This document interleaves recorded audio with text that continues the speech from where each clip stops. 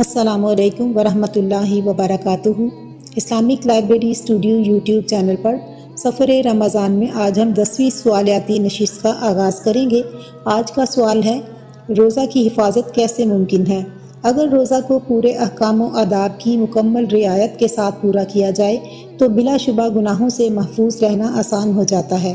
البتہ اگر کسی نے روزہ کے لوازم کا خیال نہ کیا اور گناہوں میں مشغول رہتے ہوئے روزہ کی نیت کی، کھانے پینے، خواہش نفسانی سے باز رہا لیکن حرام کمانے اور غیبت کرنے سے باز نہ آیا تو اس سے فرض ادا ہو جائے گا مگر روزہ کے برکات و ثمرات سے محرومی رہے گی۔ حضرت ابو عبیدہ بن جراح رضی اللہ عنہ سے مروی ہے کہ حضور نبی اکرم صلی اللہ علیہ وآلہ وسلم نے فرمایا، روزہ ڈھال ہے جب تک اس کو پھاڑ نہ ڈالے۔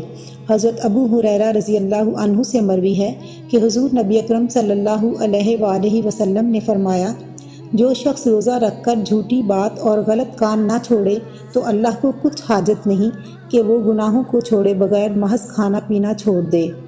کھانا پینا اور جنسی تعلقات چھوڑنے ہی سے روزہ کامل نہیں ہوتا بلکہ روزہ کی حالت میں فواحش، منکرات اور ہر طرح کے گناہوں سے بچنا بھی ضروری ہے۔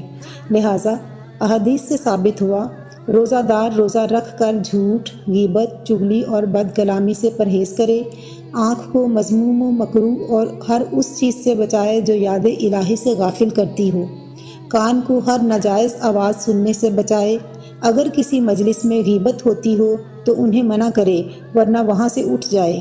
حدیث میں ہے کہ غیبت کرنے والا اور سننے والا دونوں گناہ میں شریک ہیں۔ بوقت افطار اتنا نہ کھائے کہ پیٹ تن جائے، افطار کے بعد دل خوف اور امید کے درمیان رہے، کیا معلوم کہ اس کا روزہ قبول ہوا یا نہیں، لیکن اللہ کی رحمت سے مایوس نہ ہو۔ پس اعضاء کو گناہوں سے بچانا ہی در حقیقت روزہ کی حفاظت ہے۔